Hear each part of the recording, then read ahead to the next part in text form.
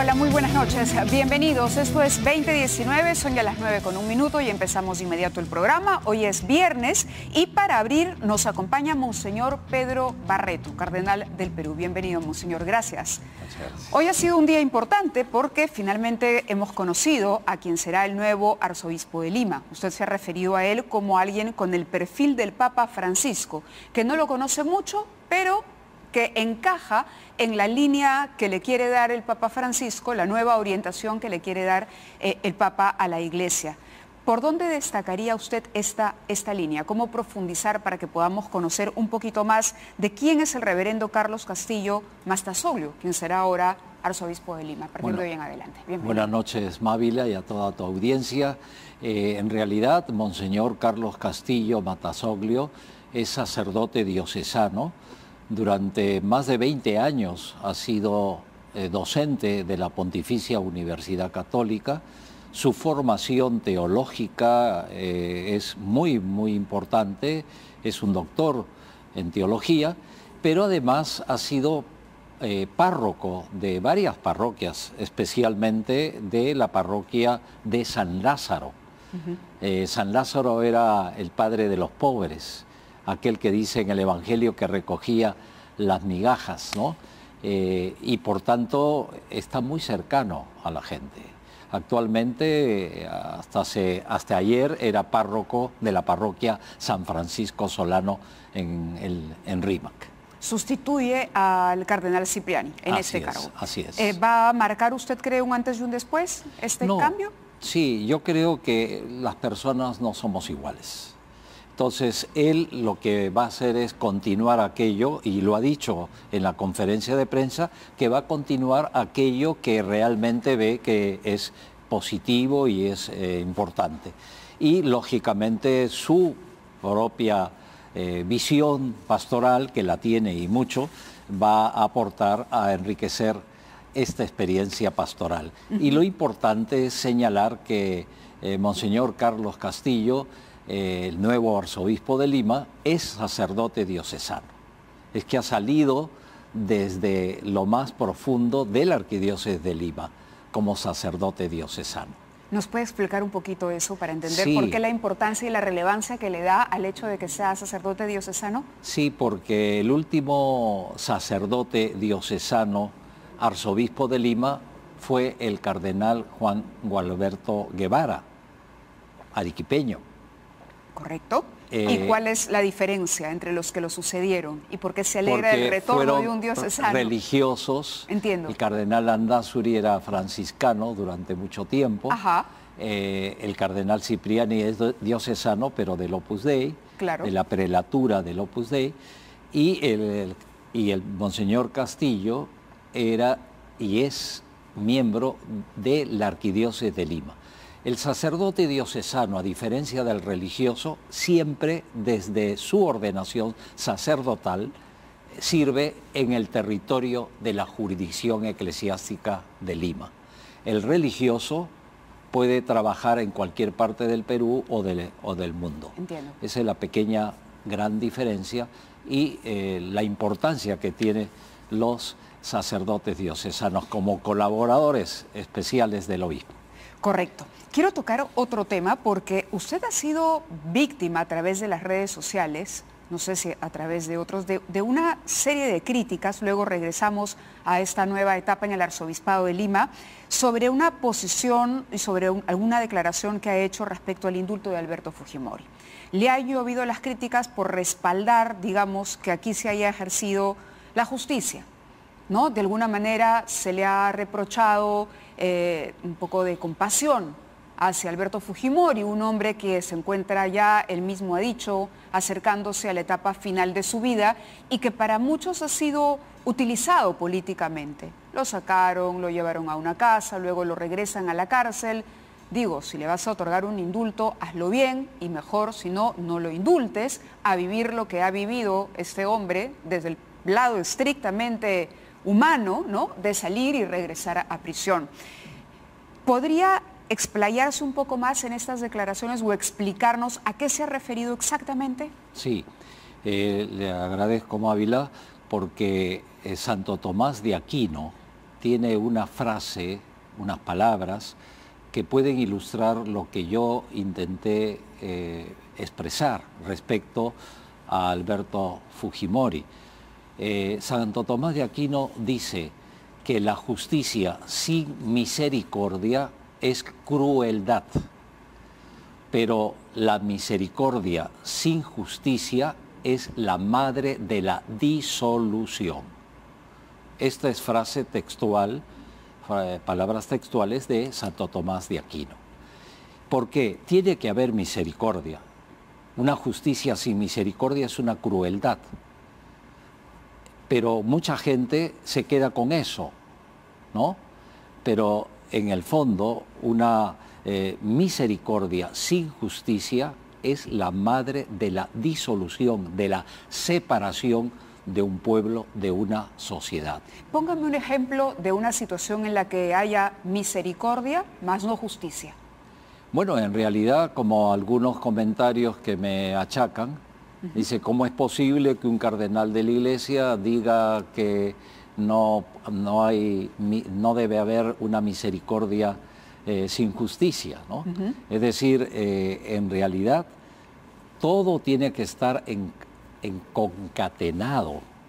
Pero llevándolo al caso Fujimori, entiendo que la misericordia sin justicia sería la libertad de Alberto Fujimori. Sería la madre de la disolución del pueblo peruano. Es decir, tiene que haber misericordia. A nadie yo le deseo que esté en una cárcel, y eso lo he dicho claramente. En el Perú hay 90.000 internos e internas con una capacidad de acogida solamente para 37.000, 38.000 internos. Entonces, cualquier interno está hacinado. Y en ese sentido hay que respetar a un expresidente que ha tenido sus virtudes y sus defectos, pero que el Poder Judicial lo ha condenado. De acuerdo. ¿Para usted el indulto era igual a la misericordia sin justicia? ¿Era un acto de injusticia? En realidad sí, porque de alguna manera, como digo, es la madre de la disolución, de la separación de un pueblo, de la división de un pueblo. Y yo he afirmado siempre que la justicia es para todos.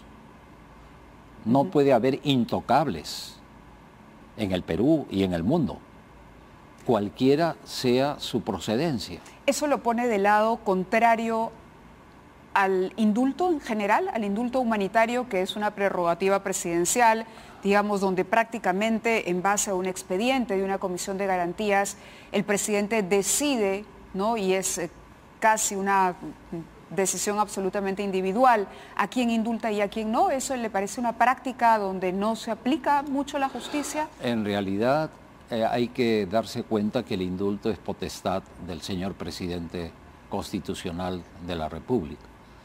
Puede, y hay casos muy especiales, pero hay tantos problemas. Yo he visitado cárceles en Huancayo especialmente, donde hay un hacinamiento muy especial. Yo he visto con mis propios ojos a enfermos terminales, de edad también. Y yo digo, ¿por qué hay peruanos de primera clase y otros de segunda clase dentro de la situación penitenciaria? Y no puede haber, o sea, tiene que haber toda una situación de justicia, ¿no? Entonces yo diría, y repito con Santo Tomás de Aquino, que una justicia sin misericordia es crueldad, pero también una misericordia sin justicia es madre de la disolución. En este momento está en debate todavía una apelación, tiene que resolverse una apelación para que sea el paso final, la opción final que tiene Alberto Fujimori de poder salir de prisión, y también hay una ley que se está impulsando a través de la Comisión de Justicia que se quiere poner de una vez en debate en el Congreso de la República, que buscaría beneficiar a presos en la situación de Fujimori, con enfermedades crónicas que pudiesen desasinar, si existe el término, ¿no? Justamente el problema que usted acaba de destacar, llevando a estas personas a sus domicilios con grilletes electrónicos para tenerlos en control. ¿Esa figura le parece una figura justa? Sí, en realidad, pero sí es para todos. Porque una ley no puede tener nombre propio. yo no soy jurista, pero tengo los elementos de juicio para decir que si hay una ley con nombre propio o nombres propios que van a beneficiar a algunos, esa no es una ley justa y por tanto no se puede obedecer ni menos cumplir. Entonces, si es una ley que va a abarcar para todos, yo creo que todos lo recibiríamos bien con tal de que sea, vuelvo a repetir, para todos. Está en la misma posición del Ministerio de Justicia, que nos dijo exactamente lo mismo. Entonces, el presidente Vizcarra ha hecho justicia devolviendo a Fujimori al penal, para cerrar el tema. Bueno, tengo entendido que es el Poder Judicial el que ha Claro, vuelto. el Poder Judicial. Yo creo que el Poder Judicial ha ejercido una forma de justicia con misericordia, porque va a estar en unas condiciones que no las tiene la gran mayoría de los internos del país. ¿Y eso le parece injusto? No, porque hay que tener la consideración que ha sido expresidente del país, con sus luces y con sus sombras, y el Poder Judicial ha juzgado y lo ha sentenciado, ¿no? Por 25 años, y por tanto hay que respetar esa decisión. Para muchos, el error de Fujimori fue no pedir perdón, no pedirle perdón a las víctimas.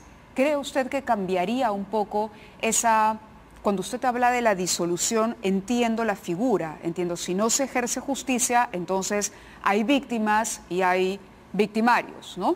De alguna manera. Pero si el presidente Fujimori hubiese pedido perdón a las víctimas, si el indulto hubiese incluido algo que también se le criticó a Kuczynski, un conversatorio con las víctimas para explicar la situación médica de Fujimori, que de acuerdo a sus médicos es una situación que se va a agravar en el penal, al margen de que sea una situación que se comparte con otros tantos presos, es un hecho objetivo, ¿no?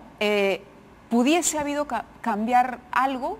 ¿Hubiese cambiado en algo la posición que tiene respecto a Alberto Fujimori? ¿O hubiese solucionado esta brecha de la disolución? ¿Hubiese evitado que se produzca y se hubiese podido ser más misericordioso con Fujimori en ese caso?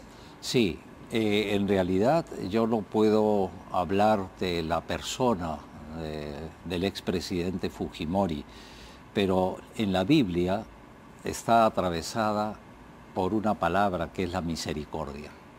Es tener un corazón donde quepa toda la miseria personal y de los demás. Pero una de las condiciones que pone Dios es precisamente el arrepentimiento. Si no hay arrepentimiento, si no hay reconocimiento del error que uno ha tenido, ciertamente no puede experimentar la misericordia y el perdón de Dios, ¿no? Y ahí le pongo un ejemplo muy claro. Cristo murió entre dos ladrones. Y siempre se habla del buen ladrón. Sí. De un ladrón que muere con Jesús, que defiende a Jesús como persona inocente. Y el otro ladrón, el mal ladrón, que lo insulta a Jesús. Si eres el Hijo de Dios, bájate de la cruz.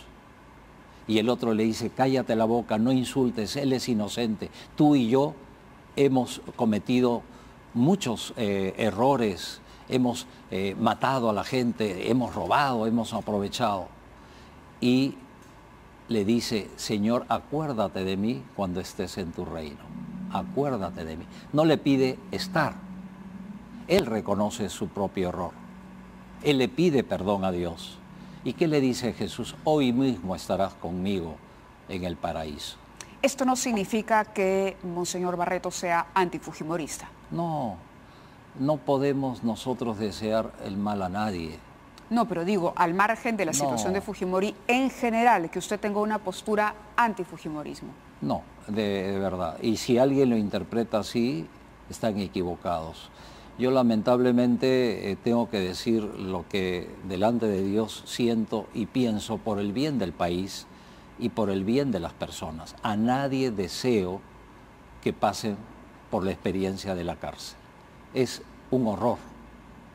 Ciertamente yo admiro cómo mantienen la fe a algunos internos e internas, privados de libertad, con consecuencias graves para su familia, para todas las personas que confiaron en ellos. O sea, en realidad yo me mantengo muy claramente en un respeto irrestricto a los derechos humanos, pero vuelvo a repetir, aunque hasta el cansancio, es decir, una justicia sin misericordia es crueldad y una misericordia sin justicia es la madre de la disolución. Lo tenemos claro. Ahora, le hacía la pregunta sobre el antifujimorismo porque el Perú en este momento está muy polarizado y eso se percibe precisamente a través de las redes sociales. La gente es muy agresiva, o estás de un lado o estás del otro. No hay puntos medios, pareciera no haber puntos medios. El papel de la Iglesia en una sociedad como la peruana, ¿cuál es?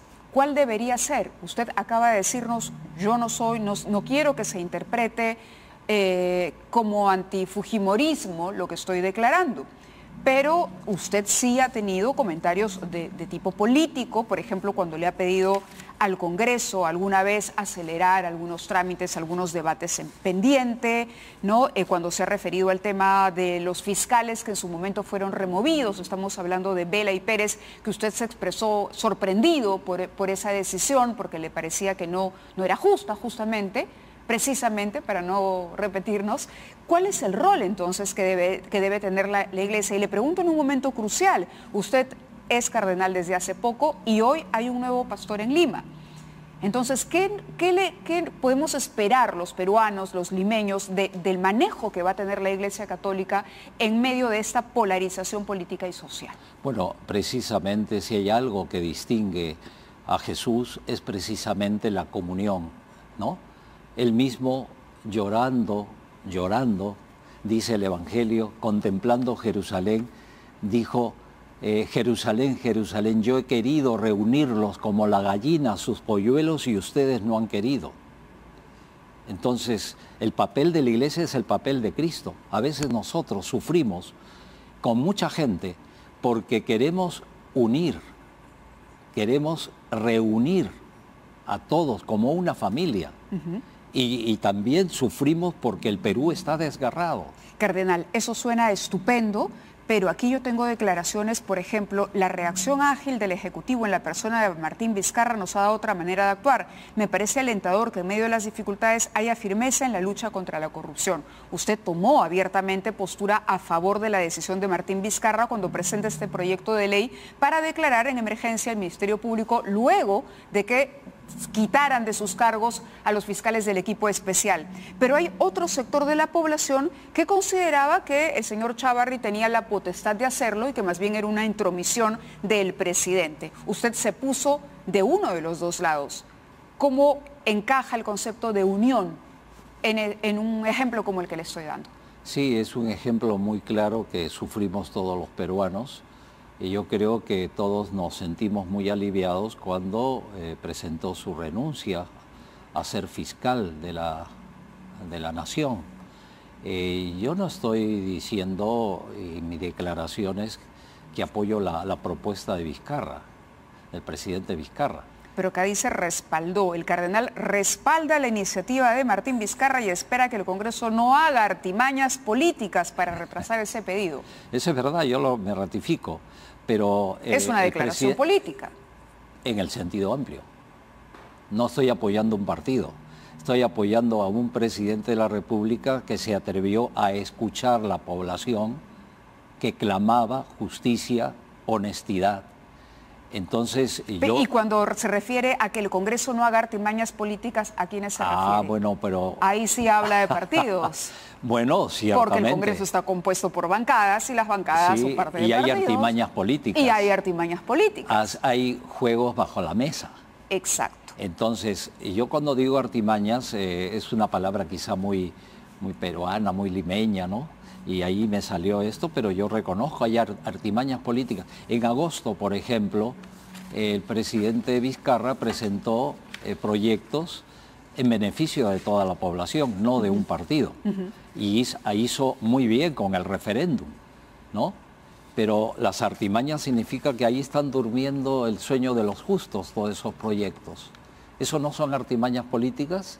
Ahora, lo que sí quiero afirmar esta noche, muy claramente, que tengo esperanza, porque hay algunos signos en el Congreso, en el Poder Legislativo, e incluso en el Poder Judicial, en el Ministerio Público, que ya estamos dándonos cuenta que estamos encaminándonos, tal vez de manera inicial, a una cultura de la honestidad. Ha elogiado a Daniel Salaverry en su conducción del Parlamento. Lógicamente, y creo que es la expresión de toda la población. El fujimorismo lo considera un traidor a Salaverry. Bueno, respeto esto, pero lo que ha dicho el presidente del Congreso es algo que ha sorprendido no solamente a mí, sino a mucha gente.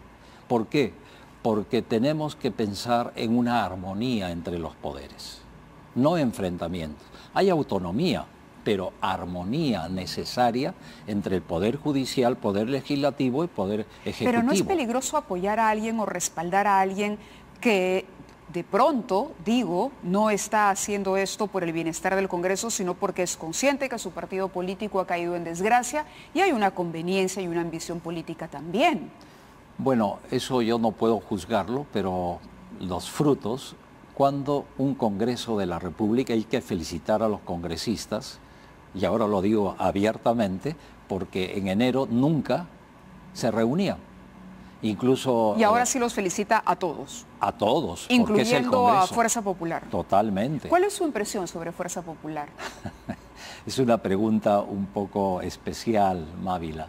Yo no quisiera hacer un juicio porque no conozco. Sé que hay personas muy buenas, muy bien intencionadas, pero lo que yo lamento es que pudiendo hacer el bien para el país, cuando tenía una mayoría parlamentaria, que podría de alguna manera salir de este atolladero que vivimos, no lo hicieron.